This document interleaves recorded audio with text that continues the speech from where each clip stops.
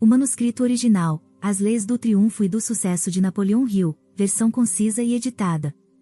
Apresentação.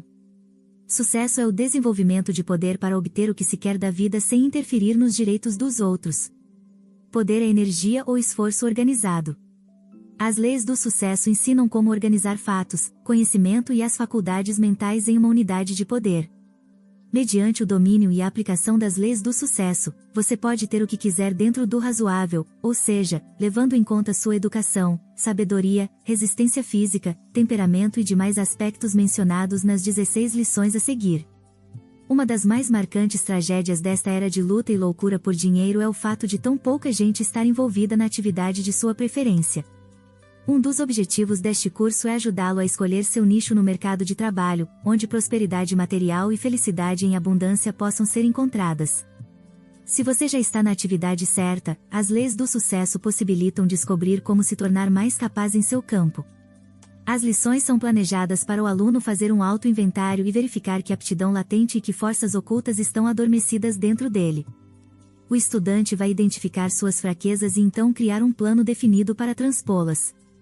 Quando dominar as leis do sucesso e se apropriar delas, você estará pronto para desenvolver poder pessoal suficiente para garantir a realização de seu objetivo principal. Este curso pretende ser um estimulante para organizar e direcionar as forças de sua mente em um objetivo definido, aproveitando assim o poder estupendo que a maioria das pessoas desperdiça em pensamentos espasmódicos e sem objetivo. Uma mente bem organizada, alerta e energética é produzida por vários estímulos, todos claramente descritos nestas lições. A mente, assim como o corpo, necessita de uma variedade de exercícios para se desenvolver corretamente. Seguindo essa prática, você em breve perceberá que a mente se torna um ímã que atrai ideias úteis. Você também deve começar a ensinar as leis para aqueles que mais lhe interessam, pois é bem sabido que quanto mais alguém tenta ensinar determinado assunto, mais aprende sobre ele. Você terminará este curso com um novo estoque de ideias que o deixarão mais eficiente, mais entusiasmado e mais corajoso. Não tenha medo de novas ideias. Elas podem significar a diferença entre sucesso e fracasso. Lição 1. O Mastermind. Todos sabem que algumas mentes demonstram afinidade natural instantânea, ao passo que outras colidem no momento em que entram em contato. Algumas mentes adaptam-se tão naturalmente uma à outra que o resultado é amor à primeira vista. Quem não conhece tal experiência? Em outros casos, as mentes são tão antagônicas que surge uma violenta antipatia mútua no primeiro encontro. Ambos os resultados ocorrem sem que uma palavra seja dita e sem os mais ínfimos sinais de que quaisquer causas de amor e ódio estejam atuando como estímulo. Entre esses dois extremos existe um amplo leque de resultados do contato de uma mente com outra. O Mastermind é um deles. Mastermind é a mente que surge da combinação e coordenação de duas ou mais mentes em espírito de perfeita harmonia. O Mastermind permanecerá disponível enquanto existir a aliança amigável e harmoniosa entre as mentes individuais. Ele se desintegrará e toda a evidência de sua existência desaparecerá no momento em que a aliança amigável for quebrada. Duas ou mais mentes não podem se combinar nem ser coordenadas a menos que haja perfeita harmonia, residindo aí o segredo do sucesso ou do fracasso de praticamente todos os negócios e parcerias sociais. O Mastermind pode ser aplicado às questões pessoais, econômicas e comerciais. Duas ou mais mentes combinadas em perfeita harmonia podem desenvolver poder suficiente para que os indivíduos realizem proezas aparentemente sobre-humanas. Poder é a força com a qual o homem atinge o sucesso em qualquer atividade. Poder ilimitado pode ser aproveitado por pessoas dispostas a submergir a personalidade e os interesses individuais na combinação de suas mentes em espírito de perfeita harmonia. Um grupo de Mastermind pode consistir em qualquer número de integrantes a partir de 2. Melhores resultados tornam-se visíveis a partir da combinação de 6 ou 7 mentes. As alianças de Mastermind mais eficientes são as desenvolvidas pela combinação de mentes de homens e mulheres. O poder do Mastermind é imediatamente perceptível na forma de uma imaginação mais viva e do que parece um sexto sentido. É graças a esse sexto sentido que novas ideias lampejam na mente dos integrantes. Se o grupo de Mastermind se reuniu com o objetivo de discutir determinado assunto, ideias relacionadas a este jorrarão na mente de todos os participantes, como se uma influência externa estivesse ditando-as. As mentes dos integrantes do Mastermind se tornam ímãs, atraindo, Ninguém sabe exatamente de onde, ideias e estímulo para pensamentos de natureza mais organizada e prática. Cada mente estimula todas as outras mentes do grupo até a energia mental tornar-se tão grande que penetra e se conecta com a energia universal. O cérebro do ser humano pode ser comparado a uma bateria. Se ficar esgotado ou fraco, a pessoa se sentirá desanimada e desencorajada. O cérebro esgotado deve ser recarregado, e isso pode ser feito pelo contato com uma ou mais mentes mais energizadas. Os encontros de Mastermind evidentemente recarregam a mente de todos os participantes. Todo gerente de vendas, todo comandante militar e todo líder em qualquer setor entende a necessidade de espírito de equipe, de entendimento e cooperação, para alcançar o sucesso. Onde quer que haja um enorme sucesso nos negócios, finanças, indústria ou qualquer profissão, pode-se ter certeza de que por trás existe algum indivíduo que aplicou o princípio da combinação mental em um mastermind. Esses sucessos surpreendentes com frequência parecem obra de uma só pessoa, mas olhe de perto e descobrirá outros indivíduos cujas mentes estiveram coordenadas com a daquela pessoa. Não é à toa que líderes empresariais, políticos ou de outros campos de atuação acham muito difícil organizar grupos para que trabalhem na obtenção de determinado objetivo sem atrito. Acontece que cada ser humano tem dentro de si forças difíceis de harmonizar, mesmo em um ambiente muito favorável à harmonia. Se a química mental de cada indivíduo é tal que as unidades de sua mente não podem ser facilmente harmonizadas, imagine o quão mais difícil deve ser harmonizar um grupo de mentes para que funcionem no que chamamos de aliança de mastermind. O líder que tem êxito em desenvolver e direcionar a energia do mastermind tem tato, paciência, persistência, autoconfiança e habilidade para se adaptar, em estado de perfeito equilíbrio e harmonia, sem mostrar o menor sinal de incômodo, a circunstâncias que mudam rapidamente. Além disso, deve ter a capacidade de mudar de um estado de ânimo para outro sem mostrar o menor sinal de raiva ou falta de autocontrole. Observe a frequência com que a palavra harmonia aparece nesta lição. Harmonia parece ser uma das leis da natureza sem a qual não pode existir energia organizada ou qualquer forma de vida. A saúde do corpo e da mente é construída em torno, a partir e em cima da harmonia. Sucesso na vida, não importa o que se considere sucesso, é em grande parte uma questão de adaptação ao ambiente de tal maneira que exista harmonia entre o indivíduo e seu meio. No sentido real do termo, harmonia é algo tão raro entre grupos de pessoas quanto o cristianismo verdadeiro entre aqueles que se proclamam cristãos. Não existe mastermind sem perfeita harmonia. As unidades mentais individuais não irão se combinar até que tenham sido estimuladas a formar um espírito de perfeita harmonia de objetivo. No momento em que começam a seguir rotas divergentes de interesse, as unidades mentais individuais se separam e o mastermind se desintegra. Nenhum grupo de mentes pode ser combinado em um mastermind se um dos indivíduos do grupo tiver uma mente extremamente negativa, repelente. Mentes negativas e positivas não irão se mesclar no sentido aqui descrito como mastermind. A falta de conhecimento desse fato levou muitos líderes e empreendimentos ao fracasso. É apropriado comentar que toda aliança mental, seja ela em espírito de harmonia ou não, desenvolve uma outra mente que afeta todos os participantes. Pode haver, e muitas vezes há, o desenvolvimento de um poder negativo oposto ao mastermind. Um dos obstáculos mais prejudiciais na estrada para o sucesso é a aliança infeliz de mentes que não se harmonizam, seja uma aliança de natureza empresarial, seja social. Em tais casos, a aliança deve ser quebrada ou o final será fracasso e derrota. É 1.000.000 de vezes melhor encarar o rompimento do que ser arrastado para o fracasso e a alienação por causa de alianças não harmoniosas, não importando de que natureza ou com quem. Embora seja verdade que algumas mentes não irão combinar em espírito de harmonia e não podem ser forçadas ou induzidas a tal, não se apresse demais em atribuir a outro toda a responsabilidade pela falta de harmonia da aliança, lembre-se de que o problema pode estar em você. Lembre-se também de que uma pessoa cuja mente não pode e não vai se harmonizar com certo tipo de mente pode se harmonizar perfeitamente com outros tipos. Não é mais costume dispensar um funcionário porque não se adapta ao cargo para o qual foi originalmente contratado. O líder judicioso trata de colocar tal homem em alguma outra função, e assim, desajustados podem se tornar valiosos. Lição 2. Objetivo principal definido. O ponto principal desta lição está na palavra definido. É estarrecedor saber que 95% das pessoas deste mundo estão à deriva na vida, sem a menor ideia de qual trabalho é o mais adequado para elas e sem qualquer noção da necessidade do que se chama de objetivo definido.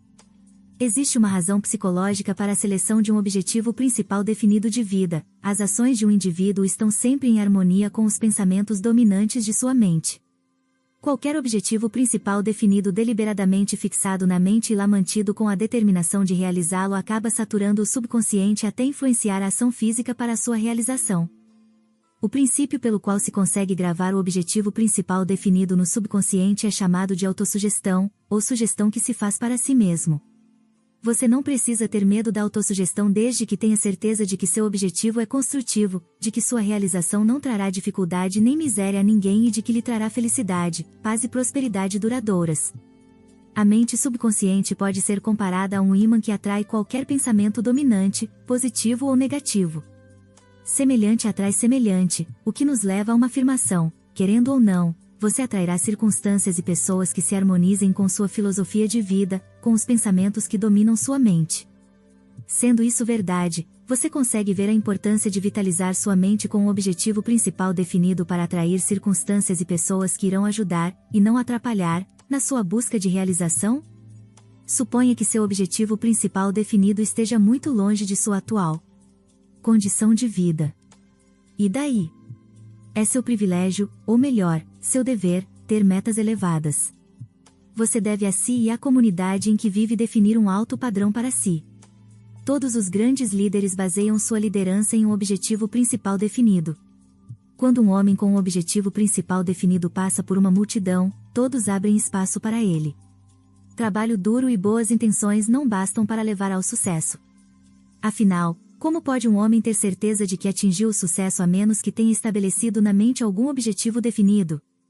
Você já parou para pensar que a maioria das pessoas termina a escola e pega um emprego em algum ramo sem qualquer coisa remotamente parecida com um objetivo definido ou um plano definido? Se sucesso depende de poder, se poder é esforço organizado e se o primeiro passo na direção da organização é um objetivo definido, então dá para ver facilmente porque um objetivo é essencial. De forma vaga, quase todo mundo tem um objetivo definido, o desejo de dinheiro. Mas isso não é objetivo definido conforme o significado do termo nesta lição. Antes que seu objetivo de ter dinheiro possa ser considerado definido, você deverá chegar a uma decisão sobre o método pelo qual vai acumular o dinheiro. Não basta dizer que vai ganhar dinheiro entrando em algum negócio. Você tem que decidir a que tipo de atividade vai se dedicar, onde seu negócio será instalado e quais as políticas empresariais sob as quais será conduzido. O objetivo desta lição não é informar qual deva ser sua profissão. Contudo, é bom ter em mente que você provavelmente alcançará maior sucesso encontrando o que mais gosta, pois um homem em geral tem mais sucesso no campo de atividade onde pode se jogar de alma e coração. O objetivo principal definido deve ser acompanhado de um desejo ardente de sua realização. Por exemplo, apenas querer um automóvel não fará com que este apareça, mas, se houver um desejo ardente por um automóvel, esse desejo levará à ação apropriada para se obter um automóvel. Um objetivo definido é algo que você deve criar sozinho. Ninguém vai criar para você, e ele não vai se criar sozinho. Comece agora a analisar seus anseios e descubra o que deseja. Tenha em mente que não chegará a lugar algum se não começar de algum lugar. Se seu objetivo de vida é vago, suas conquistas também serão vagas e, pode-se acrescentar, pobres. Saiba o que quer, quando quer, porque quer e como pretende conseguir. Deve ter-lhe ocorrido que não se pode alcançar um objetivo principal definido a não ser que também se tenha um plano muito prático e definido para fazer o objetivo virar realidade. Então, o primeiro passo é decidir qual será o principal objetivo na vida. O passo seguinte é redigir uma afirmação clara e concisa do objetivo, seguida da descrição por escrito do plano ou planos para alcançar o objetivo. O próximo e último passo será a formação de uma aliança de mastermind com uma ou mais pessoas que irão cooperar na execução dos planos e na transformação do objetivo principal definido em realidade. O mastermind deve incluir aqueles que têm interesse sincero por você. Se é casado, seu cônjuge deve ser um dos membros da aliança, desde que haja confiança e simpatia entre vocês. Outros membros podem ser seus pais, irmãos ou amigos próximos. Aqueles que participarem do Mastermind devem assinar com você a declaração do objetivo principal definido.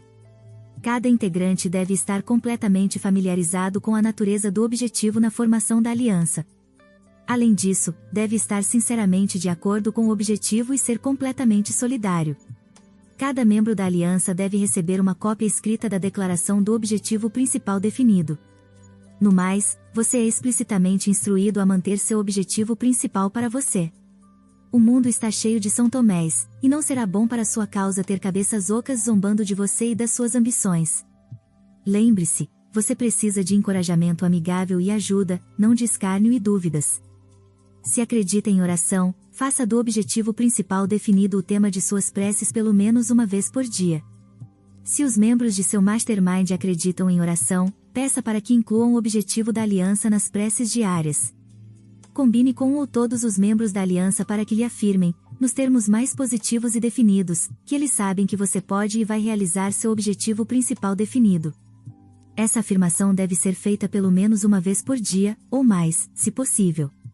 Você deve seguir o procedimento até atingir o objetivo, independentemente do tempo requerido. Em alguns momentos pode ser necessário mudar os planos. Faça essas mudanças sem hesitar. Se algum membro perder a fé no Mastermind, remova-o imediatamente e substitua por outra pessoa. Você não pode ser bem-sucedido cercado de associados desleais e hostis. O sucesso é construído sobre lealdade, fé, sinceridade, cooperação e outras forças positivas com que se deve abastecer o ambiente. Se quiser formar uma aliança de Mastermind no ambiente profissional, siga as mesmas regras. O objetivo principal definido pode ser de benefício individual ou do negócio. O Mastermind vai funcionar igual em ambos os casos. Seu objetivo principal definido deve se tornar seu hobby. Você deve ocupar-se dele constantemente, dormir, comer, divertir-se, trabalhar e morar com ele. Você pode conseguir o que quiser, se quiser com intensidade suficiente e continuar querendo, desde que o objeto que você deseje seja razoável e que você realmente acredite que conseguirá. Os que acreditam que podem alcançar seu objetivo principal definido não reconhecem a palavra impossível. Tampouco admitem uma derrota temporária. Eles sabem que terão sucesso e, se um plano fracassa, rapidamente substituem por outro. Se existe uma palavra relativa a esta lição que deve se destacar na mente, é persistência. Lição 3. Autoconfiança. O desenvolvimento da autoconfiança começa com a eliminação do medo. Os 6 medos básicos da humanidade são: 1. Medo da pobreza. 2. Medo da velhice. 3. Medo da crítica. 4. Medo da perda do amor.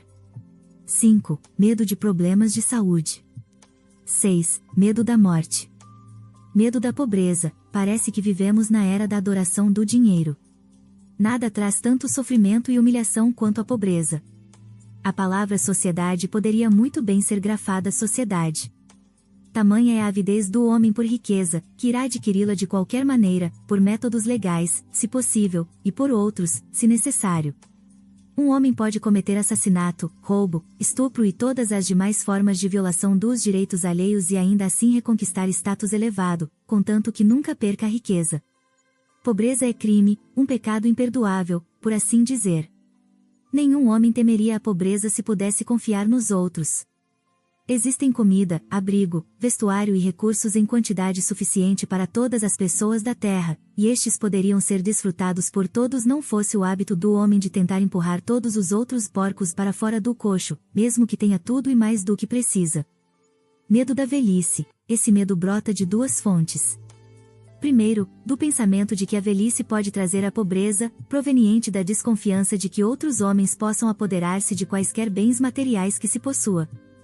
Segundo, dos ensinamentos falsos e cruéis que misturam fogo e enxofre com purgatórios no outro mundo, possivelmente muito mais horrível que este, já considerado ruim o suficiente.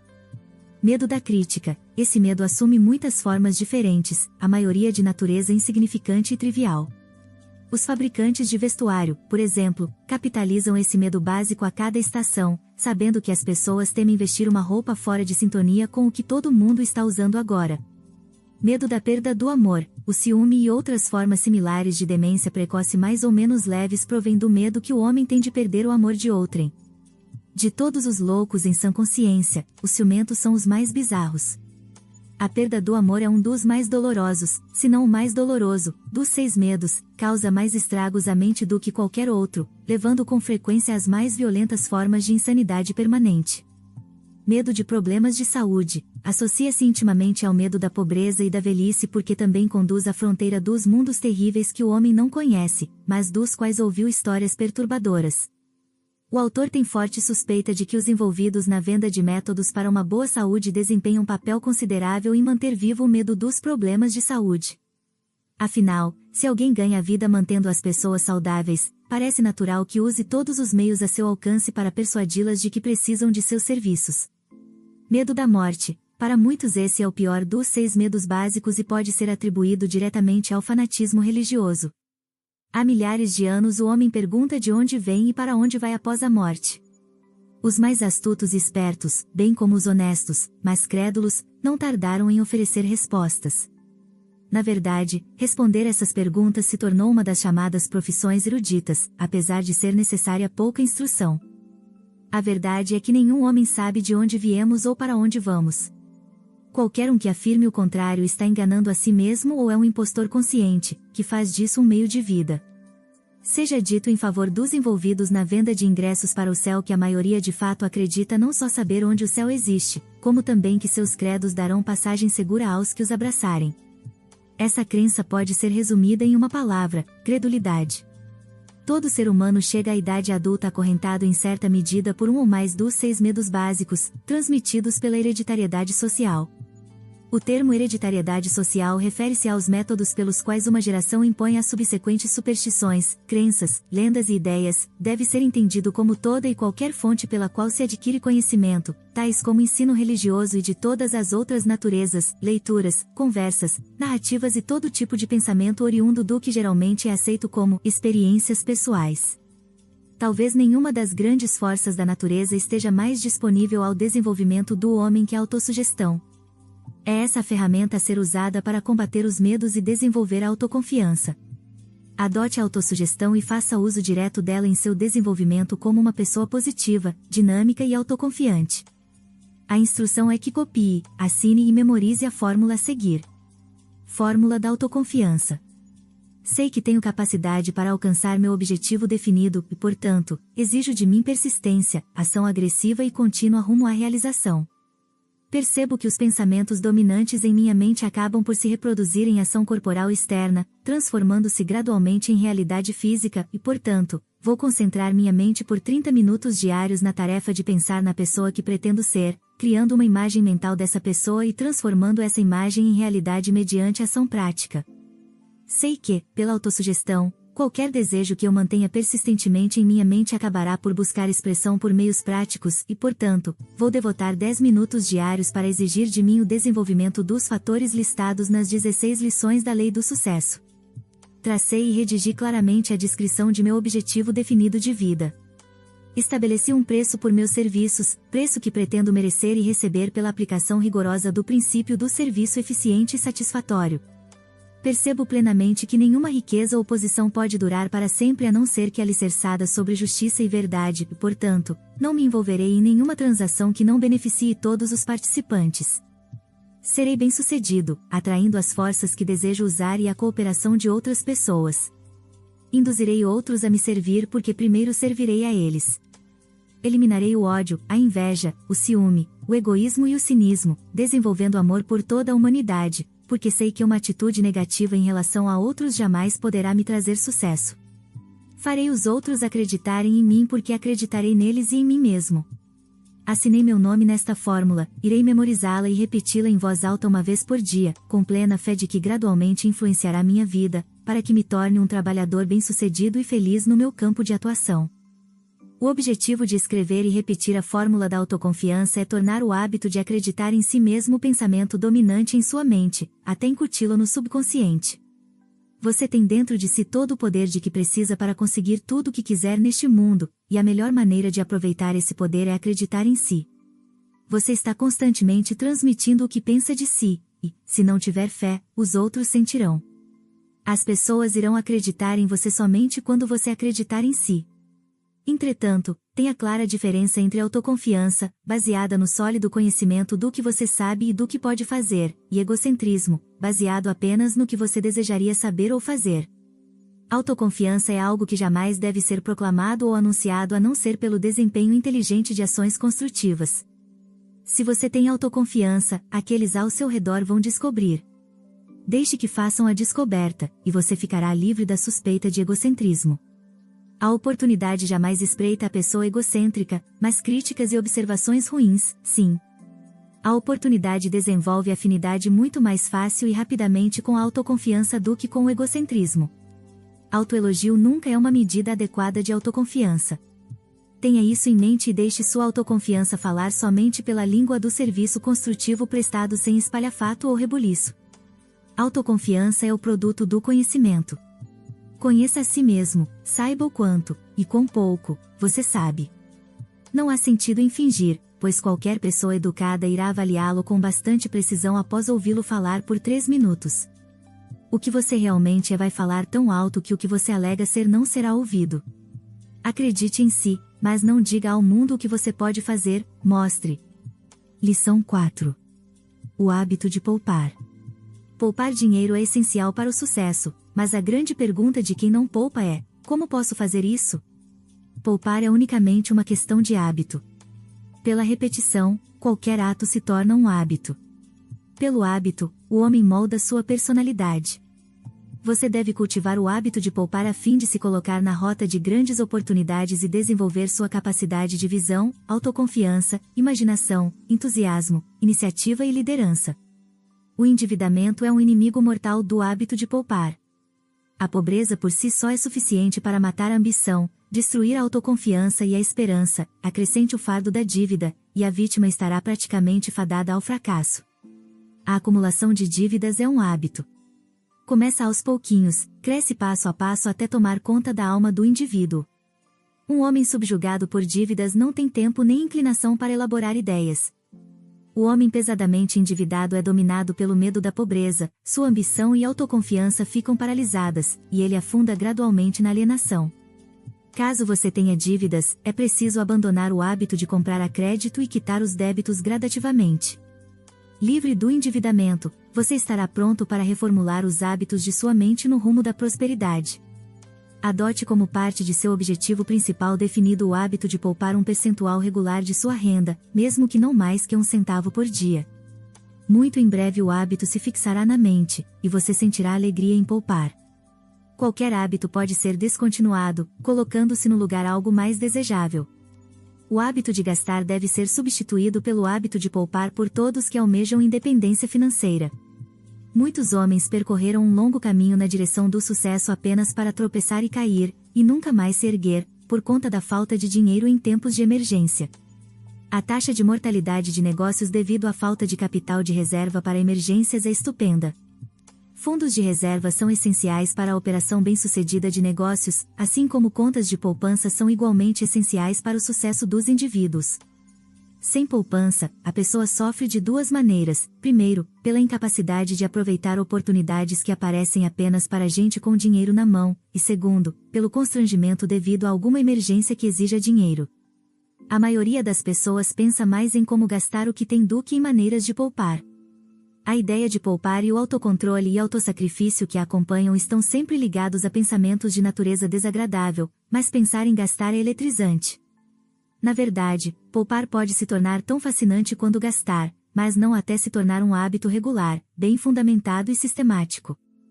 O hábito de poupar exige mais força de caráter do que a maioria das pessoas desenvolve, pois significa abnegação e sacrifício de diversões e prazeres.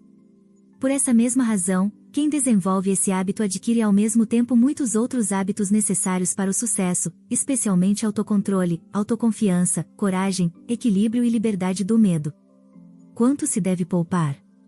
De modo geral, um assalariado deveria repartir seu vencimento como segue: poupança, 20%. Sustento, moradia, alimentação e vestuário, 50%. Educação, 10%. Recreação, 10%. Seguro de vida, 10%. Total igual 100%. Estamos vivendo numa época em que o item recreação consome parte excessiva do orçamento. Dezenas de milhares de pessoas gastam até 1/3 de sua renda em entretenimento. Infelizmente, a maioria de nós é criada por pais que estimulam o hábito de gastar por se excederem em seus gastos e não pouparem. Afortunada é a criança cujos pais entendem o valor do hábito de poupar para inculcá-lo nos filhos, pois os hábitos da primeira infância nos acompanham ao longo da vida. Dê a um homem US $100 que ele não esperava, e o que ele fará? Ora, começará a cogitar como pode gastar o dinheiro. Antes de cair a noite, ele terá gasto os US $100 ou pelo menos terá decidido como gastar, adicionando assim mais combustível à já excessivamente brilhante chama do hábito de gastar. Hoje em dia é comum as pessoas comprarem um carro em prestações que envolvem despesa excessiva em comparação à renda. Aliás, a compra parcelada é tão comum e tão fácil que a tendência de gastar fora da proporção da renda só aumenta. Essa tendência deve ser freada por quem busca independência financeira. Requer força de caráter, determinação e firme poder de decisão abrir uma poupança e depositar uma parcela regular, ainda que pequena, de toda a renda. Admitir falta coragem para cortar despesas a fim de poupar uma pequena quantia que seja equivale a admitir a falta do tipo de caráter que leva ao sucesso. A melhor coisa da vida é a liberdade. Não pode haver liberdade real sem um grau razoável de independência financeira. É terrível ser obrigado a estar em determinado lugar, realizar determinada tarefa, talvez uma tarefa de que não se goste, por determinado número de horas, todos os dias da semana, a vida inteira. Sob certos aspectos, é a mesma coisa que estar preso. A única esperança de escapar da labuta perpétua que reduz a liberdade é cultivar o hábito de poupar, não importa quanto sacrifício isso possa exigir. Não existe outro jeito para a maioria das pessoas, e, a menos que você seja uma das raras exceções, esta lição e todas as afirmações se destinam e se aplicam a você. Lição 5. Iniciativa e liderança. Iniciativa é a base da liderança. É a qualidade que incita o indivíduo a fazer o que deve ser feito sem que alguém o mande fazer. É fazer a coisa certa sem ser mandado. O mais próximo de fazer a coisa certa sem ser mandado é fazer tão logo seja mandado. A seguir, tem aqueles que fazem a coisa certa apenas quando a necessidade obriga, esses tipos gastam a maior parte do tempo reclamando da má sorte. Mais abaixo na escala, temos o camarada que não fará a coisa certa mesmo que alguém acompanhe, mostre como fazer e fique junto para ajudar, esse está sempre desempregado. A liderança nunca é encontrada em quem não adquiriu o hábito de tomar a iniciativa. Liderança é algo que você busca, ela nunca incide sobre você. Vamos delinear o procedimento para você se tornar uma pessoa de iniciativa e liderança. Primeiro, você deve eliminar o hábito da procrastinação. O hábito de deixar para amanhã o que deveria ter feito na semana passada ou no ano passado, ou muitos anos atrás, consome a vitalidade do seu ser, e você não vai conquistar nada até livrar-se dele. O método para eliminar a procrastinação baseia-se na autossugestão. Copie a fórmula a seguir e a deixe onde possa vê-la ao se recolher à noite e ao se levantar pela manhã. Iniciativa e liderança. Tendo escolhido um objetivo principal definido para minha vida, entendo que é meu dever transformá-lo em realidade. Sei que a procrastinação é inimiga mortal de todos que se tornarão líderes e vou eliminar esse hábito da seguinte forma: fazendo a cada dia alguma coisa definida que deve ser feita, sem que alguém mande fazer. Olhando ao redor a cada dia até encontrar pelo menos uma coisa que eu não tinha o hábito de fazer e que seja de valor para os outros, fazê-la sem expectativa de retribuição. Falando para ao menos uma pessoa a cada dia sobre o valor de praticar o hábito de fazer algo que deve ser feito sem ser mandado. Entendo que o hábito da iniciativa se fixa à medida que é praticado. Percebo que o lugar para dar início ao hábito da iniciativa é nas pequenas coisas comuns relacionadas a meu trabalho diário e, portanto, irei para o trabalho todos os dias como se estivesse fazendo isso somente com o objetivo de desenvolver o necessário hábito da iniciativa. Entendo que, pela prática de tomar a iniciativa em relação ao trabalho diário, estarei não apenas desenvolvendo tal hábito, mas também atraindo a atenção daqueles que atribuirão grande valor a meu trabalho como resultado dessa prática. Independentemente do que esteja fazendo, todos os dias você tem a chance de prestar algum serviço além das tarefas regulares que será de valor para outrem. É claro que você não vai agir com o objetivo de receber pagamento em dinheiro. Você vai prestar esse serviço para exercitar, desenvolver e fortalecer o espírito agressivo de iniciativa que deve ter antes de poder se tornar uma figura proeminente na atividade profissional escolhida. Aqueles que trabalham só por dinheiro e recebem apenas dinheiro como pagamento são sempre mal pagos, não importa o quanto recebam. Dinheiro é necessário, mas os grandes prêmios da vida não podem ser medidos em dólares ou centavos. Você pode desenvolver a capacidade de iniciativa instigando aqueles ao redor a fazerem o mesmo. É bem sabido que o homem aprende melhor o que ele se empenha em ensinar aos outros. Se desejar fazer um experimento interessante e proveitoso, escolha um conhecido que nunca faz nada além do esperado e comece a vender sua ideia de iniciativa. Faça isso toda vez que tiver oportunidade, abordando o assunto de um ângulo diferente a cada vez. Se fizer o experimento de forma diplomática e incisiva, em breve observará uma mudança na pessoa. E mais importante, em si mesmo. Você não pode falar de iniciativa para os outros sem desenvolver o desejo de praticar. Existem dois tipos de liderança, o que um deles tem de mortal e destrutivo, o outro tem de útil e construtivo. O tipo mortal, que leva não ao sucesso, mas ao fracasso absoluto, é adotado por pseudolíderes que forçam sua liderança sobre seguidores relutantes. A liderança destrutiva baseia-se em auto-engrandecimento, é construída sobre a ambição pessoal. O tipo de liderança recomendado neste curso é o que leva à autodeterminação, liberdade, autodesenvolvimento, esclarecimento e justiça. Em todos os campos da atividade humana, aquele que ocupa o primeiro lugar vive à luz da publicidade. Quer a liderança esteja investida em um homem, quer em um produto, a imitação e a inveja estão sempre presentes. O líder é atacado porque é líder, e o esforço para se igualar a ele é apenas mais uma prova de sua liderança. Fracassando em se igualar ao líder ou sobrepujá-lo, vozinhas maldosas ou tacanhas procuram depreciá-lo e destruí-lo, mas apenas confirmam a superioridade daquele que se esforçam para derrubar. Um verdadeiro líder não pode ser caluniado ou prejudicado por mentiras dos invejosos, porque essas tentativas apenas colocam o holofote sobre sua capacidade, e a verdadeira capacidade sempre encontra um séquito numeroso. O que é bom ou grandioso se faz conhecido, não importa quão ruidoso o clamor de negação. Na lição 2 você entendeu o valor do objetivo principal definido. Cabe enfatizar aqui que o objetivo deve ser ativo, e não passivo. Um objetivo definido nunca será nada além de um simples desejo, a menos que você se torne uma pessoa de iniciativa e busque esse objetivo de forma agressiva e persistente até realizá-lo. Você não chega a lugar algum sem persistência. Ter um objetivo definido sem esforço contínuo para alcançá-lo dá na mesma que não ter. Um dos principais atributos da liderança é o poder de decisão rápida e firme. A maioria das pessoas não consegue e não chega a decisões rápidas, se é que chega a alguma decisão. O líder não só trabalha com um objetivo principal definido, como também tem um plano bem definido para atingi-lo. Autoconfiança é outro importante atributo do líder.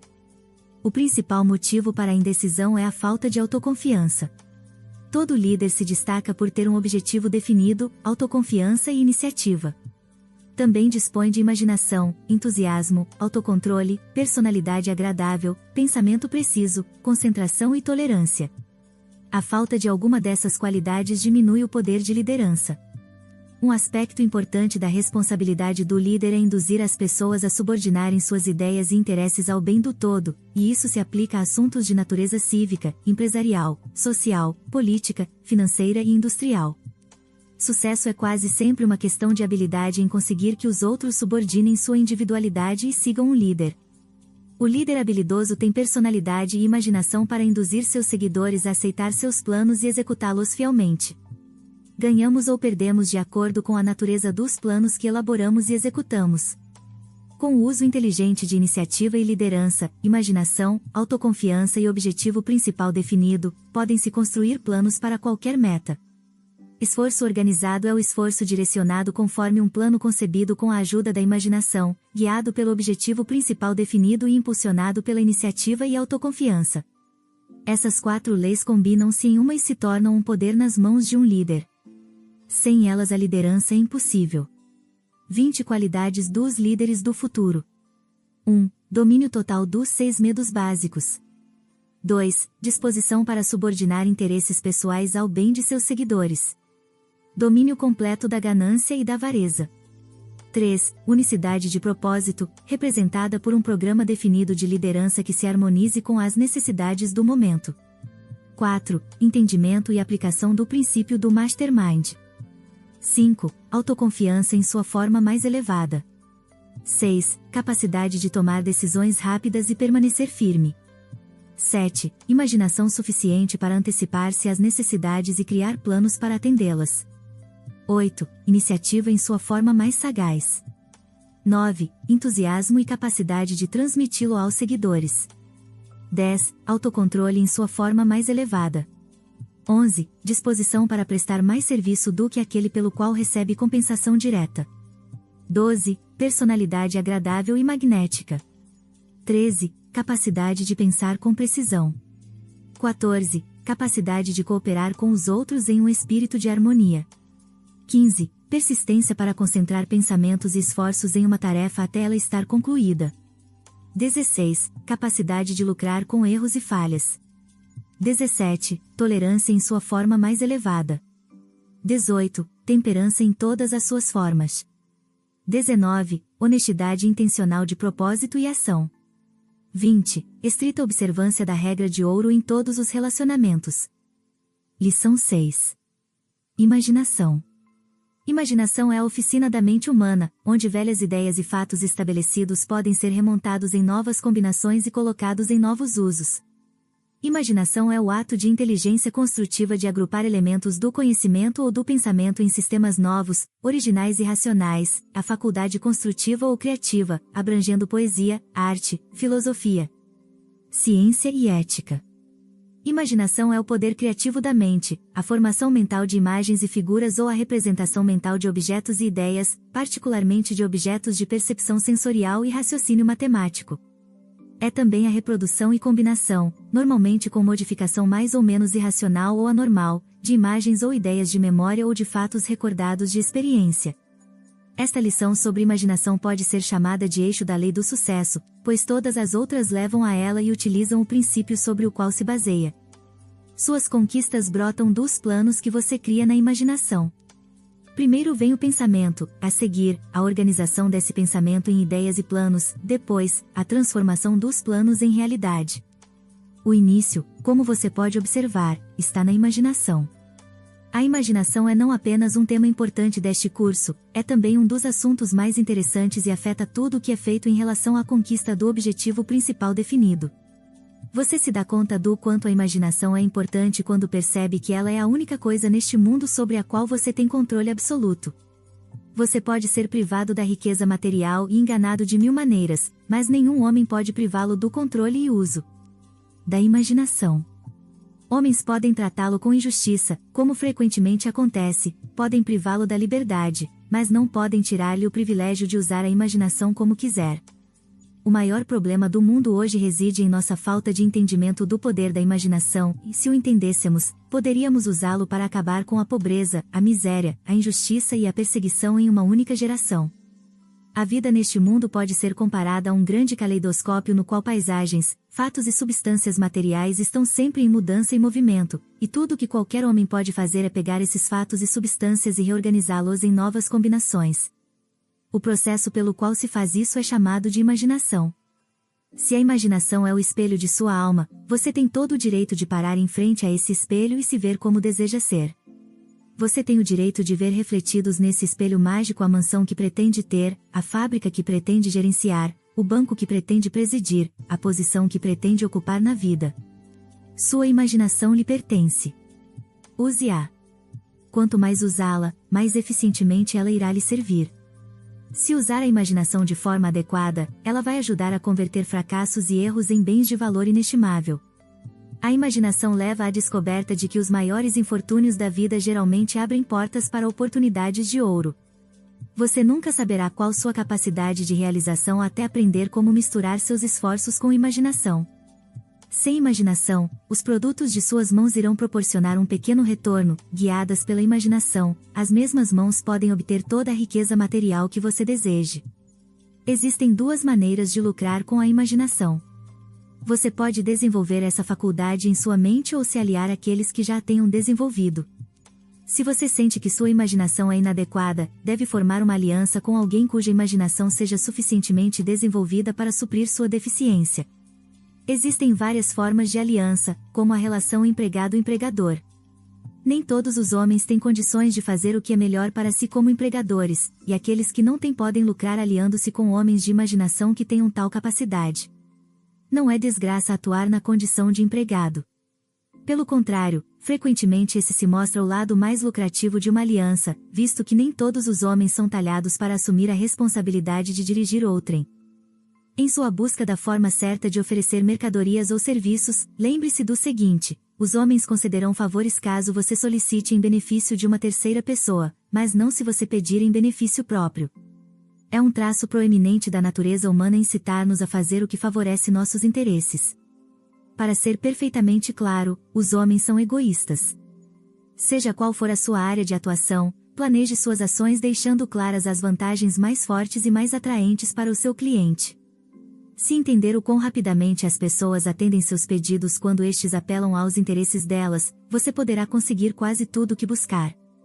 Se os ventos da fortuna estão temporariamente soprando contra você, lembre-se de que pode aproveitá-los para que o carreguem na direção do objetivo definido pelo uso da imaginação. Uma pipa sobe com vento contrário, não com vento a favor. Existe uma forma de imaginação desaconselhável, aquela que leva pessoas a imaginar que podem conseguir algo a troco de nada ou que podem avançar à força no mundo sem observar o direito dos outros. Existem aqueles que direcionam a imaginação para a vã tentativa de encontrar um jeito de mostrar o que acontece quando um corpo imóvel entra em contato com uma força irresistível, mas esses tipos pertencem a hospitais psiquiátricos. Tempo e imaginação, que frequentemente é produto do tempo, ensinam muitas coisas, mas nada mais importante do que o seguinte: todos os homens são muito parecidos em muitos aspectos. Estude a si mesmo, descubra que motivos influem na execução de certas ações, o que o leva a evitar outras ações, e terá ido longe no aperfeiçoamento do uso correto da imaginação. Se você deseja saber o que outra pessoa irá fazer, coloque-se no lugar dela e descubra o que você faria. Isso é imaginação. Toda pessoa deveria ser um pouco sonhadora. Todo negócio necessita do sonhador.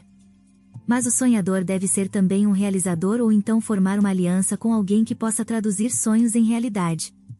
Sua mente é capaz de criar muitas combinações novas e úteis a partir de velhas ideias, mas a coisa mais importante que pode criar é um objetivo principal definido. Seu objetivo principal definido pode ser rapidamente traduzido em realidade após ter sido moldado no berço da imaginação. A batalha para alcançar o sucesso está metade ganha quando se sabe decididamente o que se quer. A batalha está encerrada quando alguém sabe o que quer e se decidiu a consegui-lo, seja qual for o preço. A escolha de um objetivo principal definido exige o uso de imaginação e decisão. O poder de decisão aumenta com o uso.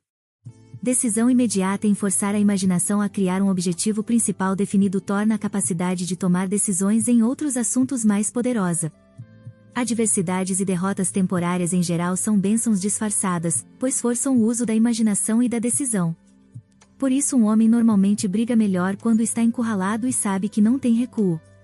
Aí ele toma a decisão de lutar em vez de correr. A imaginação nunca é tão ativa como quando se encara uma emergência que exige decisão e ação rápidas e definidas. Nos momentos de emergência, os homens tomam decisões, constroem planos e usam a imaginação de tal maneira que se tornam conhecidos como gênios. Muitos gênios nasceram da necessidade de estimular a imaginação de forma incomum, como resultado de alguma experiência desafiadora que forçou o pensamento rápido e a decisão imediata. Lição 7. Entusiasmo. Entusiasmo é um estado mental que inspira e incita a dar conta da tarefa em mãos. O entusiasmo é contagioso e afeta vitalmente não só o entusiasta, mas também todos que entram em contato com ele. O entusiasmo é a força motriz vital que impele a ação. Os grandes líderes são aqueles que sabem como inspirar entusiasmo nos seguidores. Entusiasmo é o fator mais importante na arte de vender. É de longe o fator mais vital ao falar em público. Misture entusiasmo ao seu trabalho e ele não parecerá difícil ou monótono. O entusiasmo irá energizar seu corpo de tal forma que você poderá dormir a metade do tempo que está acostumado e ao mesmo tempo executará o dobro ou o triplo do trabalho que geralmente executa em determinado período, sem cansaço. Entusiasmo não é apenas figura de linguagem, é também uma força que você pode canalizar e utilizar. Sem ele, você seria como uma bateria sem eletricidade. Entusiasmo é a força vital com que você recarrega seu corpo e desenvolve uma personalidade dinâmica. Algumas pessoas são abençoadas com entusiasmo natural, enquanto outras devem adquiri-lo. O procedimento para desenvolver o entusiasmo é simples. Inicia-se fazendo o trabalho ou prestando o serviço do qual mais se gosta.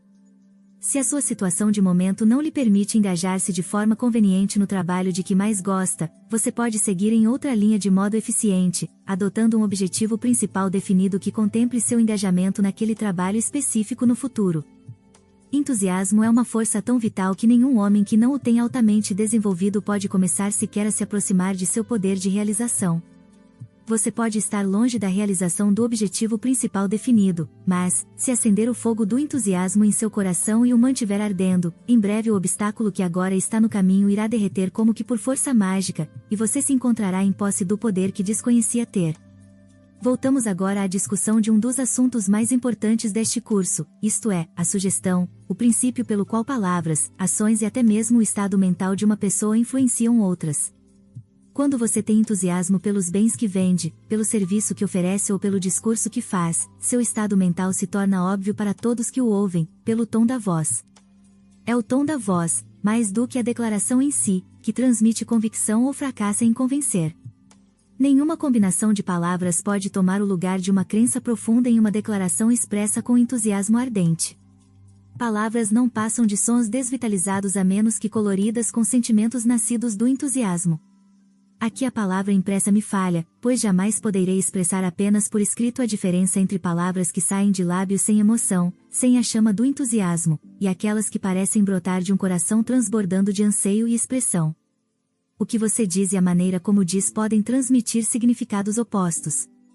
Isso contribui para o fracasso de muita gente que apresenta argumentos em palavras que parecem bastante lógicas, mas que carecem do colorido que só pode vir do entusiasmo nascido da sinceridade e da crença naquilo que estão tentando transmitir.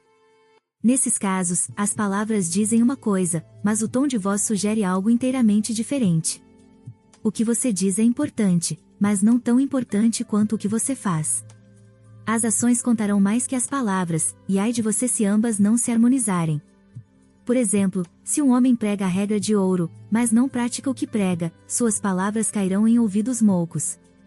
Os pensamentos constituem a mais importante das 3 formas de aplicar o princípio da sugestão, pois controlam o tom das palavras e, pelo menos em certa medida, as ações. Se pensamentos, ações e palavras se harmonizam, você fica propenso a influenciar aqueles com quem entra em contato. Antes de poder influenciar pela sugestão, a mente da outra pessoa deve estar em um estado de neutralidade, ou seja, aberta e receptiva à sugestão. Deve ser estabelecido um estado de confiança. É óbvio que não existe regra definida para estabelecer a confiança ou neutralizar a mente. A maioria das pessoas não fará favores apenas para agradar os outros. Se eu pedir que você preste um serviço que irá me beneficiar sem lhe trazer alguma vantagem correspondente, você não mostrará muito entusiasmo em fazer o favor, poderá recusar categoricamente se tiver uma desculpa plausível. Mas, se eu pedir a você para que preste um serviço que beneficiará uma terceira pessoa e seja de uma natureza que provavelmente reflita algum crédito para você, mesmo que tal serviço deva ser prestado por meu intermédio, as chances são de que você preste o serviço de bom grado. Sugestão é um dos princípios mais sutis e poderosos da psicologia. Você a utiliza em tudo o que faz, diz e pensa, mas, a menos que entenda a diferença entre sugestão negativa e sugestão positiva, pode trazer derrota, em vez de sucesso. A mente humana é uma máquina maravilhosa. Uma de suas características marcantes é que todas as impressões que chegam a ela por sugestão externa ou autossugestão são gravadas juntas em grupos de natureza harmônica. Quando uma dessas impressões, ou experiências passadas, vem à mente consciente a partir da memória, existe uma tendência de rebocar todas as outras de natureza semelhante, como o surgimento de um elo que traz outros elos consigo. Esse princípio se aplica a toda impressão sensorial alojada na mente humana. Por exemplo, no momento em que permitimos uma única memória de medo chegar ao consciente, ela traz consigo todas as relações desagradáveis. Uma sensação de coragem não consegue chamar a atenção da mente consciente enquanto a sensação de medo estiver ali. Uma ou outra deve dominar. Semelhante atrai semelhante. Todo pensamento mantido na mente consciente tende a atrair outros pensamentos de natureza semelhante. Você vê, portanto, que sensações, pensamentos e emoções de experiências passadas que chamam a atenção da mente consciente são apoiados por um exército regular de soldados de natureza semelhante, prontos para ajudar no trabalho. Utilize a autossugestão para colocar deliberadamente em sua mente a ambição de ser bem-sucedido mediante um objetivo principal definido e perceba com que rapidez todas as suas habilidades latentes e não desenvolvidas de experiências passadas começarão a ser estimuladas e despertadas para agir em seu benefício. Ao plantar uma sugestão em profundidade, misture-a generosamente com entusiasmo, o fertilizante que vai assegurar o rápido crescimento, bem como a permanência da sugestão. Não é bem o que você diz, mas o tom e a maneira como diz que causam uma impressão duradoura. Naturalmente, portanto, sinceridade de objetivo, honestidade e seriedade devem estar em tudo que é dito caso se deseje causar uma impressão duradoura e favorável. Seja o que for que você venda para outrem, primeiro deve vender para si. Nenhum homem pode se permitir expressar em atos ou palavras algo que não esteja em harmonia com sua crença.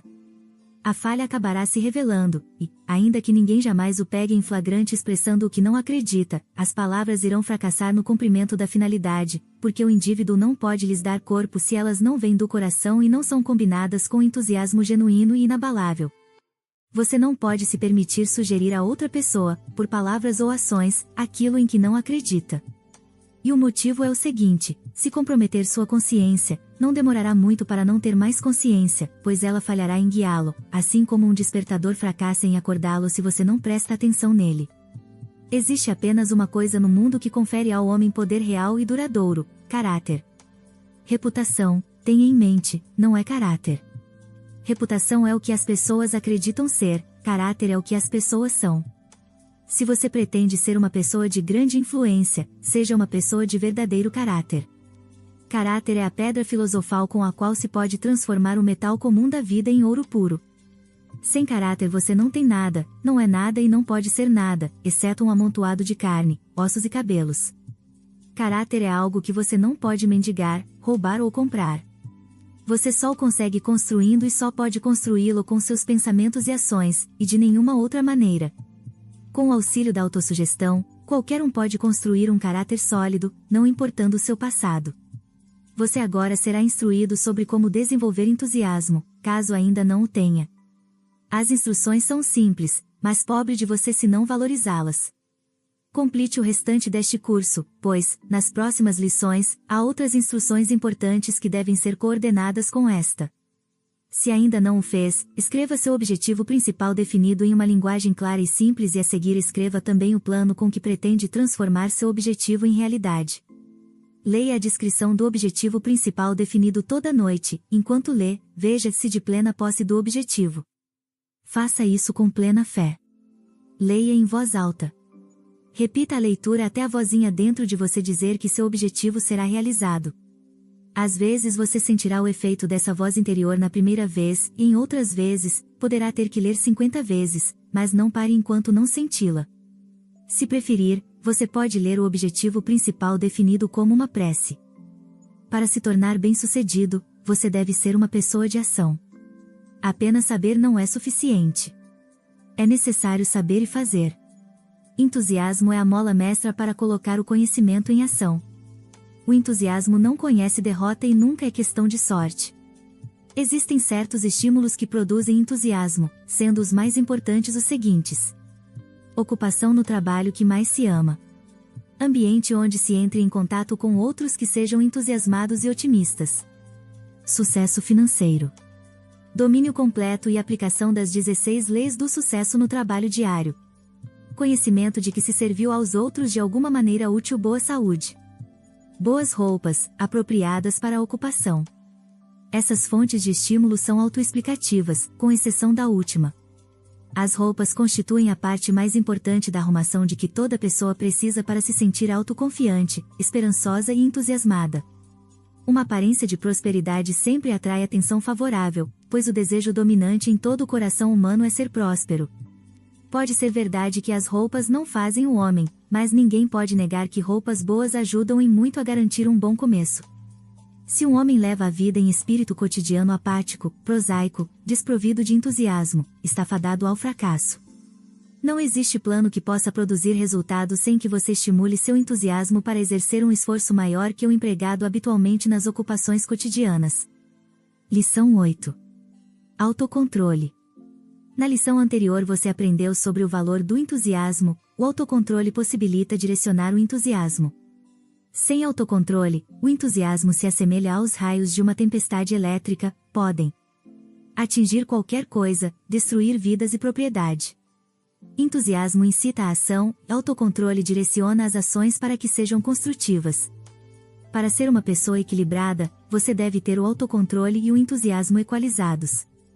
É fato que a maioria das tristezas do homem decorre da falta de autocontrole. Estude aqueles que o mundo chama de grandes e observe que todos têm a qualidade do autocontrole.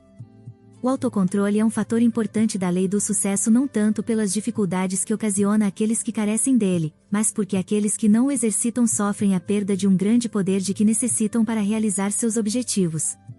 Se você negligencia o exercício do autocontrole, é possível que prejudique outras pessoas, e com certeza a si mesmo.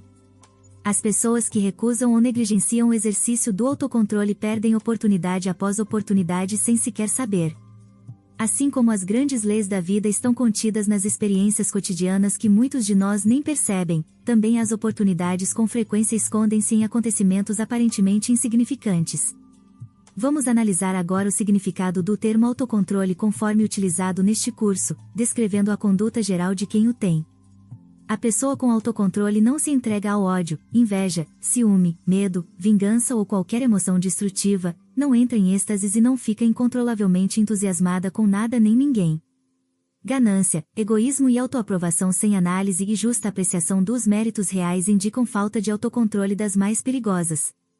Autoconfiança é essencial para o sucesso, porém, quando desenvolvida além da razão, torna-se um perigo. Autossacrifício é uma qualidade louvável, mas, quando levado a extremos, também se torna uma perigosa forma de falta de autocontrole.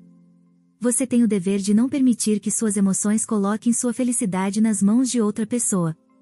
Amor é essencial para a felicidade, mas a pessoa que ama tão profundamente que sua felicidade é colocada inteiramente nas mãos de outrem é como um canário que brinca com os bigodes do gato. A pessoa com autocontrole não se deixará influenciar pelo cínico ou pelo pessimista, nem permitirá que outro pense por ela. A pessoa com autocontrole vai estimular sua imaginação e entusiasmo até que produzam ação, mas controlará a ação e não permitirá que esta a controle. A pessoa com autocontrole nunca, sob nenhuma circunstância, vai escravizar outrem ou procurar vingança por qualquer motivo que seja. A pessoa com autocontrole não vai odiar aqueles que não concordam com ela, e em vez disso, se esforçará para entender a razão da discordância e tirar proveito disso. Uma espécie de falta de autocontrole que causa grande sofrimento é o hábito de formar opiniões antes de estudar os fatos.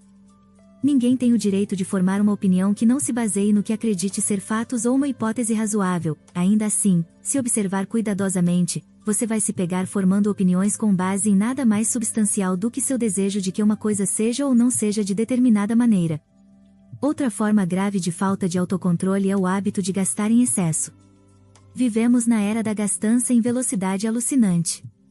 A antiga reserva para tempos difíceis ficou obsoleta. A falta de autocontrole está sendo transmitida às gerações futuras por pais que se tornaram vítimas do hábito de gastar. Economizar exige autocontrole da mais elevada ordem, conforme espero ter deixado claro na lição 4. Presumo que você esteja lutando para alcançar o sucesso. Deixe-me lembrá-lo então de que uma pequena poupança vai atrair muitas oportunidades que não viriam ao seu encontro sem ela. O tamanho da poupança não é tão importante quanto o hábito de poupar, pois este define uma importante forma de autocontrole. Entre o avarento que esconde todos os centavos em que põe as mãos e o homem que gasta todos os centavos que ganha ou pede emprestado, existe um meio-termo.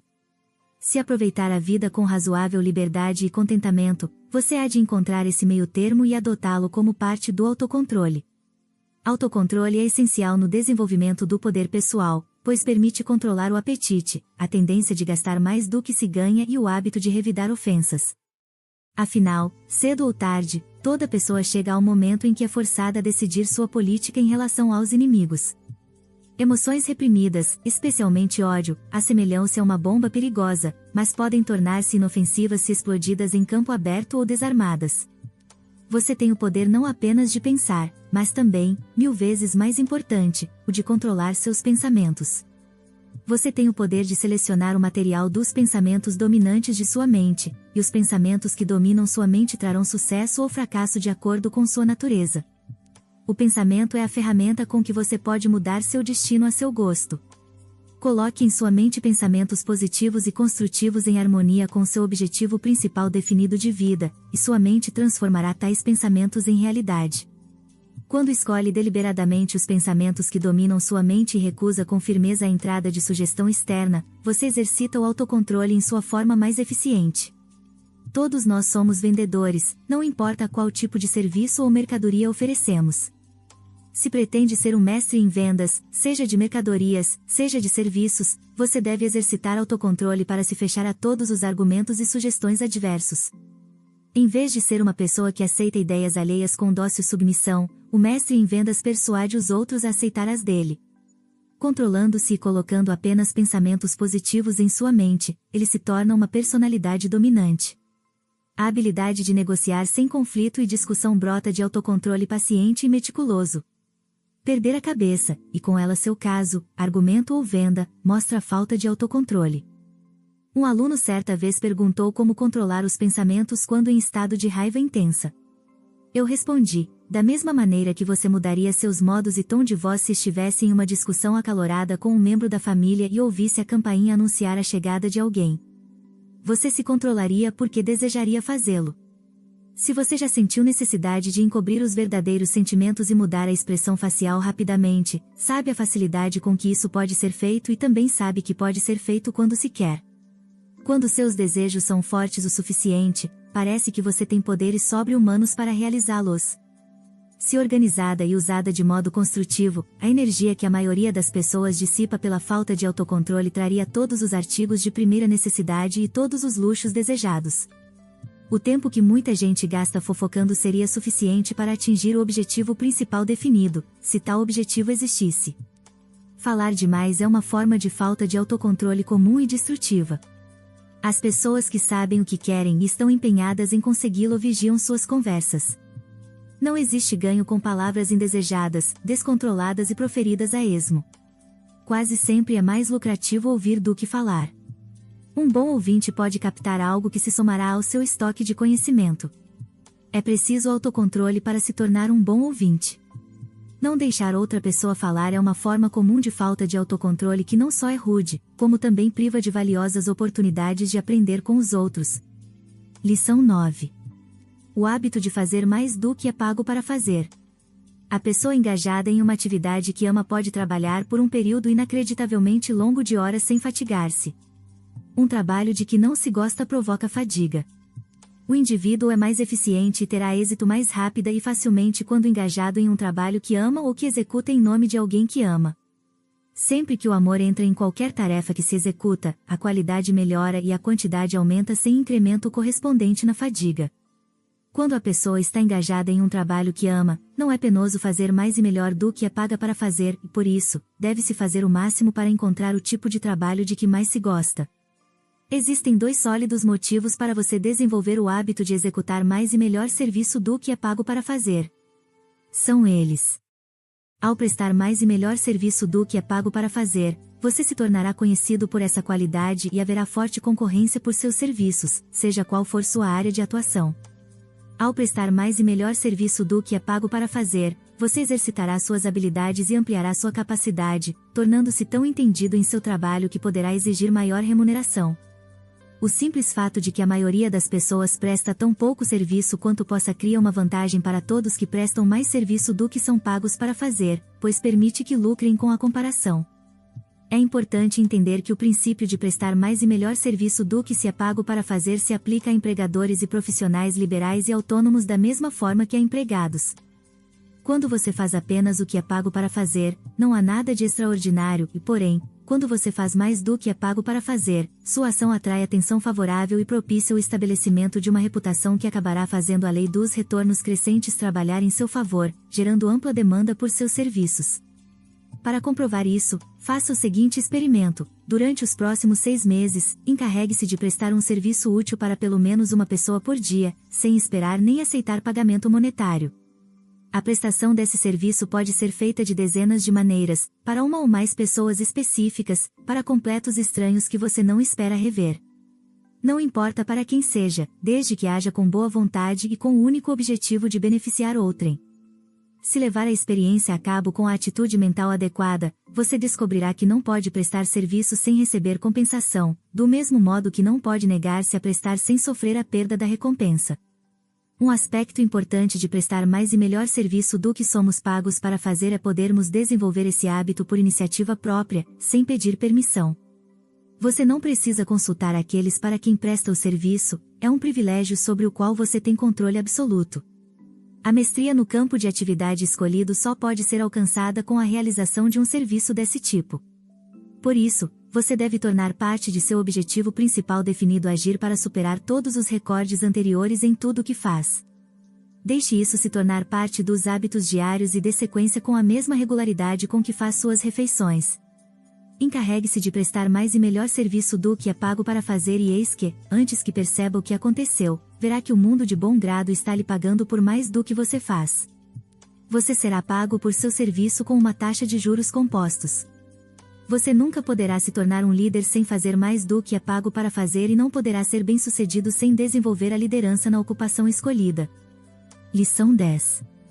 Personalidade agradável. Sua personalidade é a soma das características que o distinguem. Existe uma maneira de expressar uma personalidade agradável, ter um vivo e genuíno interesse pelos outros.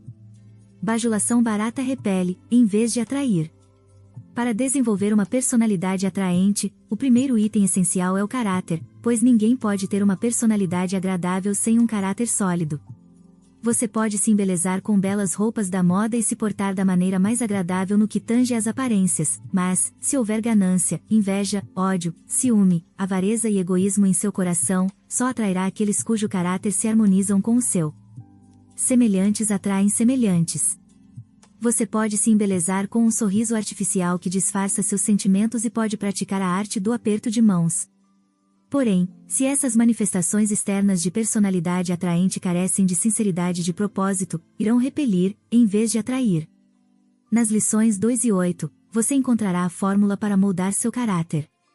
Aqui vamos apenas enumerar de modo resumido os principais fatores da personalidade atraente. Crie o hábito de se interessar por outras pessoas, encarregue-se de encontrar boas qualidades e fale delas em termos elogiosos. Desenvolva a habilidade de falar com firmeza e convicção em conversas casuais e em público. Vista-se em um estilo que combine com sua constituição física e seu tipo de trabalho. Desenvolva um caráter positivo.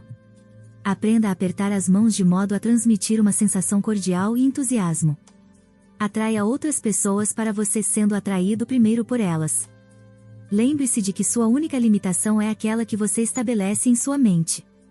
A maior de todas as vantagens de cultivar uma personalidade agradável reside não no ganho monetário e material, mas no aprimoramento do caráter.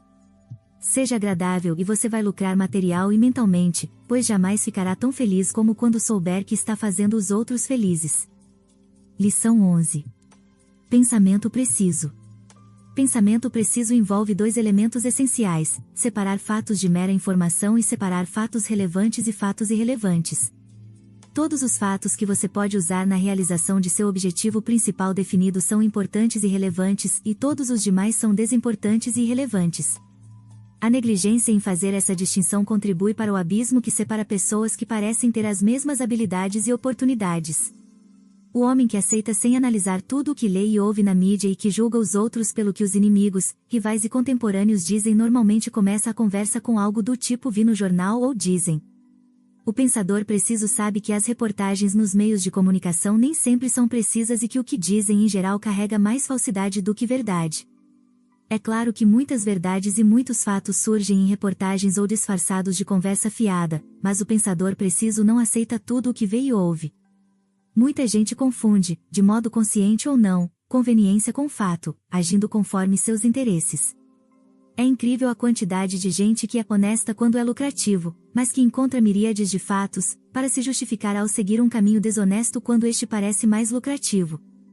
O pensador preciso lida com fatos, independentemente de como afetem seus interesses, pois sabe que no fim essa política o levará a seu objetivo principal definido. O pensador preciso tem um só padrão pelo qual se conduz nas relações com outros, e esse padrão é observado mesmo que lhe traga desvantagem temporária, pois ele sabe que, pela lei das probabilidades, no futuro obterá mais do que perdeu. Não dá para negar que existe certa dose de penalidade temporária ligada ao pensamento preciso, mas também é verdade que a recompensa no conjunto é esmagadoramente maior. Ao buscar fatos, muitas vezes é necessário recorrer à fonte única do conhecimento e experiência dos outros. É necessário então examinar cuidadosamente tanto a evidência quanto a pessoa de onde tal evidência provém. Quando a evidência afeta o interesse de quem a fornece, é preciso examinar com mais cuidado ainda, pois as testemunhas muitas vezes cedem à tentação de colorir e deturpar evidências para proteger seus interesses. Se um homem calunia outro, suas observações devem ser aceitas, caso tenham algum peso, com cautela, pois a tendência humana é não encontrar nada além de mal naqueles de quem não se gosta. O homem que fala do inimigo sem exagerar os defeitos e sem minimizar as virtudes deste é exceção, e não regra. Deve-se levar em consideração que, no momento em que uma pessoa começa a assumir a liderança em qualquer setor, os caluniadores começam a circular rumores sobre seu caráter. O homem que sabe que está trabalhando com fatos realiza sua tarefa com uma autoconfiança que lhe permite abster-se de contemporizar, hesitar ou esperar para se certificar do terreno. Ele sabe de antemão qual será o resultado de seu esforço, e por isso, age com mais rapidez e realiza mais do que o homem que não tem certeza de estar trabalhando com fatos. E o que constitui um fato importante e relevante?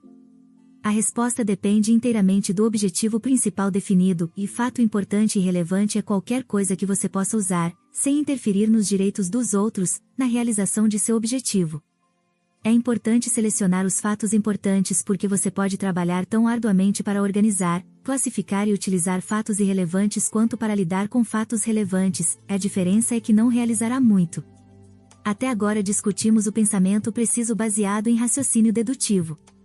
O pensamento que vai além da coleta, organização e combinação de fatos se chama pensamento criativo. Pensamento criativo pressupõe manter a mente em um estado de expectativa de realização do objetivo principal definido, ter plena fé e confiança em sua realização. Para fazer uso do pensamento criativo, deve-se trabalhar em larga medida com a fé e a inteligência infinita. A mente subconsciente é a intermediária entre a mente consciente e a inteligência infinita, que você pode invocar dando instruções claras sobre o que quer, mediante autossugestão. A mente subconsciente aceita e age sobre todas as sugestões que lhe chegam, sejam construtivas, sejam destrutivas, vindas de fora ou da mente consciente. Portanto, é essencial selecionar o que transmitir à mente subconsciente mediante autossugestão, procurar diligentemente por fatos e não dar ouvidos a caluniadores e difamadores. Não conte com a realização de milagres para a conquista do objetivo principal definido, conte com o poder da inteligência infinita para guiá-lo por canais naturais e com a ajuda das leis naturais para a realização. Não espere que a inteligência infinita traga o objetivo principal definido, em vez disso, espere que ela o direcione para o objetivo. O termo pensamento preciso conforme utilizado nesta lição se refere ao pensamento de sua criação. O pensamento que chega a você de outros não é pensamento preciso, embora possa ser baseado em fatos. O pensamento preciso faz uso inteligente de todos os poderes da mente e não cessa com o mero exame, classificação e organização de ideias. O pensamento preciso cria ideias e pode trazer essas ideias à sua forma mais rentável e construtiva. Você pode fazer-se acreditar que pode. Na palavra acreditar reside o poder com que você pode vitalizar e dar vida a sugestões que transmite ao subconsciente por autossugestão. Quando planta um objetivo principal definido no subconsciente, você deve fertilizá-lo com a plena crença de que a inteligência infinita vai entrar em ação e amadurecer esse objetivo, transformando-o em realidade exatamente de acordo com o desejado. Pensamentos são coisas. Você tem absoluto controle sobre seu pensamento. Se você tem o poder de controlar seus pensamentos, recai sobre você a responsabilidade de seus pensamentos serem positivos. Lição 12. Concentração. Concentração no sentido aqui utilizado refere-se a focar a mente em dado desejo até os meios para sua realização serem elaborados e colocados em funcionamento com sucesso. Significa a capacidade, por meio do hábito e da prática, de manter a mente em um assunto até ter se familiarizado com ele e o dominado por completo. Significa a capacidade de controlar a atenção e concentrá-la em determinado problema até resolvê-lo. Significa a capacidade de lançar fora os efeitos de hábitos que você deseja descartar e o poder de construir novos hábitos a seu gosto. Significa autocontrole completo. Dizendo de outra maneira, concentração é a capacidade de pensar como você deseja pensar, de controlar os pensamentos e direcioná-los para um fim definido e de organizar o conhecimento em um plano de ação sólido e viável. Ambição e desejo são os principais fatores para a concentração bem-sucedida. Sem eles, a concentração é inútil, e o grande motivo por que tão pouca gente faz uso dela é que a maioria não tem ambição e não deseja nada em particular. Deseje o que quer que seja, se tal desejo estiver dentro do razoável e for forte o suficiente, a chave mágica da concentração ajudará a alcançá-lo. Concentração nada mais é do que uma questão de controle da atenção. Quando se familiarizar com os poderes da concentração, você entenderá a razão da escolha de um objetivo principal definido como primeiro passo na obtenção de sucesso duradouro. Realize a seguinte prática de fixar a atenção em seu objetivo principal definido pelo menos 2 vezes ao dia. Vá para algum lugar calmo onde não seja perturbado, sente-se e relaxe completamente a mente e o corpo, em seguida, feche os olhos e coloque os dedos nos ouvidos, excluindo os ruídos e a luz. Nessa posição, repita seu objetivo principal definido e, enquanto faz isso, imagine-se de plena posse dele. Se uma parte do objetivo é a acumulação de dinheiro, como sem dúvida é, veja-se de posse do dinheiro. Se uma parte do objetivo definido é a propriedade de uma casa, veja uma imagem dessa casa, exatamente como espera vê-la na realidade. Você pode começar a cultivar agora a concentração, com o sentimento de que essa habilidade, quando totalmente desenvolvida, trará seu objetivo principal definido. Lição 13. Cooperação. Vivemos na era do esforço cooperativo. Quase todos os empreendimentos de sucesso são conduzidos sob alguma forma de cooperação, seja no campo do comércio, da indústria ou das finanças, seja nas profissões liberais e autônomas. Desafortunado aquele que, por ignorância ou egoísmo, imagina que possa navegar pelo mar da vida na casca frágil da independência. O sucesso não pode ser alcançado exceto por esforço pacífico, harmonioso e cooperativo, tampouco pode ser alcançado de forma solitária ou individual.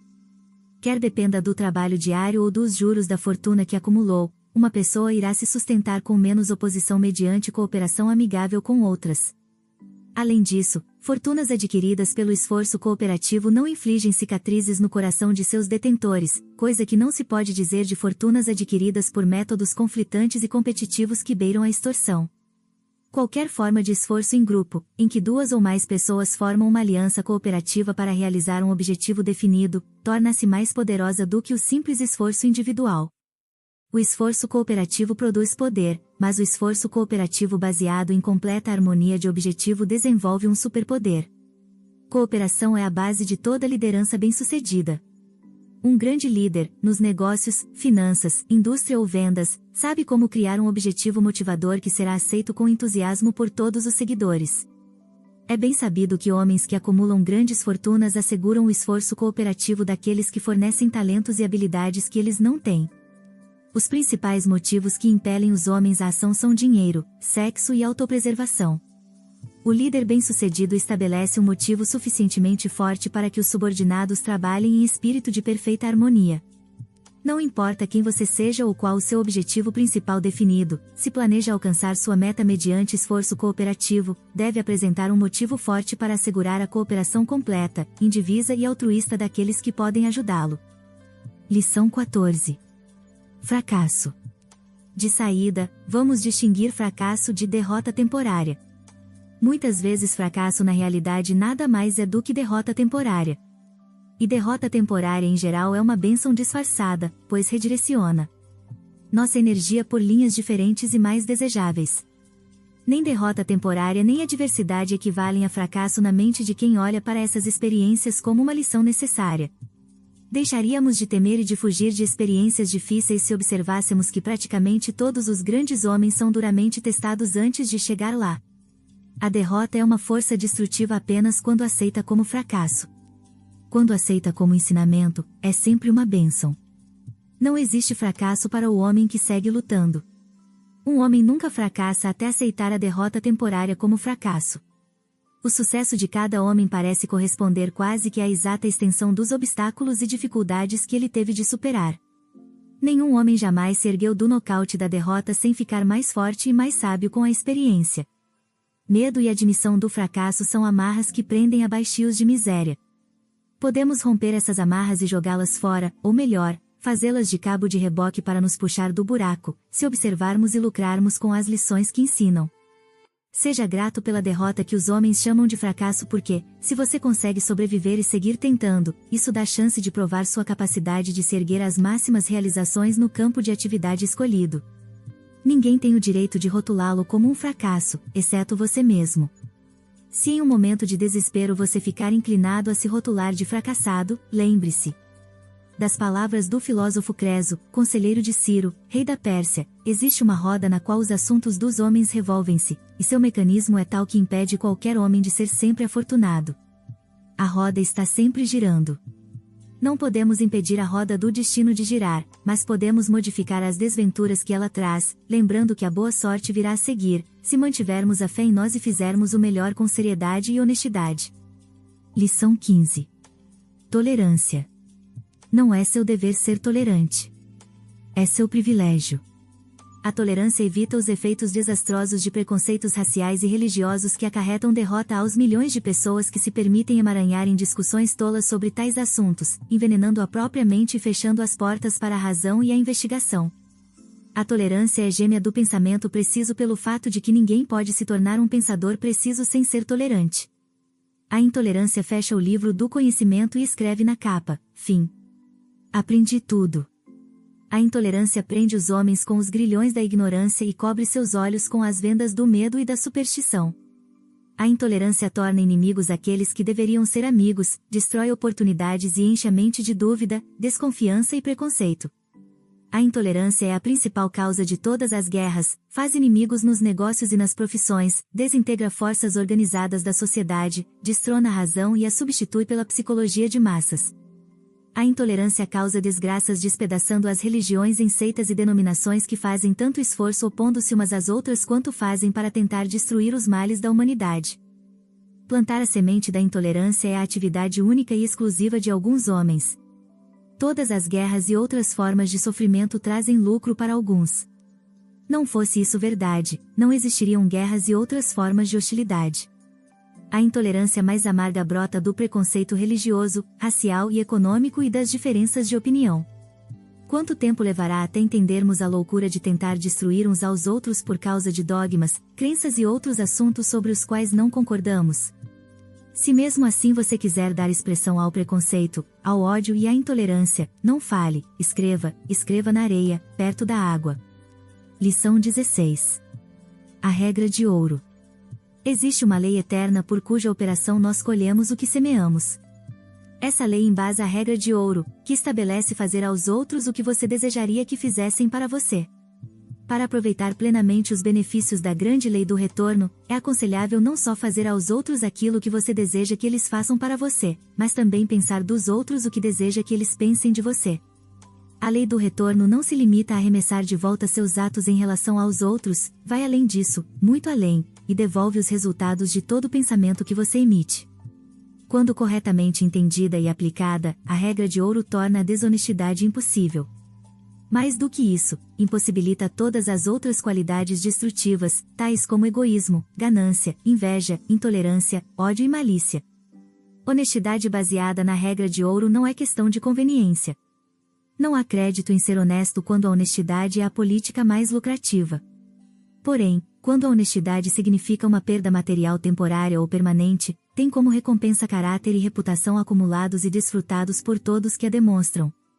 Aqueles que entendem e aplicam a regra de ouro são honestos não apenas pelo desejo de serem justos com os outros, mas também pelo desejo de serem justos consigo. Eles sabem que atos de injustiça dão início a uma cadeia de acontecimentos que trazem sofrimento físico e destroem o caráter, mancham a reputação e impossibilitam um sucesso duradouro. Todo ato e todo pensamento modificam seu caráter exatamente conforme a sua natureza, e seu caráter é uma espécie de polo magnético que atrai pessoas e condições que se harmonizam com ele. Compreenda esse princípio simples e entenderá por que você não pode se dar ao luxo de odiar ou invejar outra pessoa. Entenderá também por que não pode se dar ao luxo de revidar quem lhe faz uma injustiça.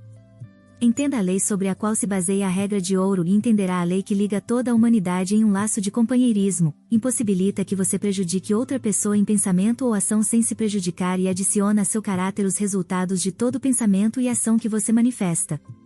Faça aos outros o que gostaria que fizessem para você. não faça aos outros o que não gostaria que fizessem a você.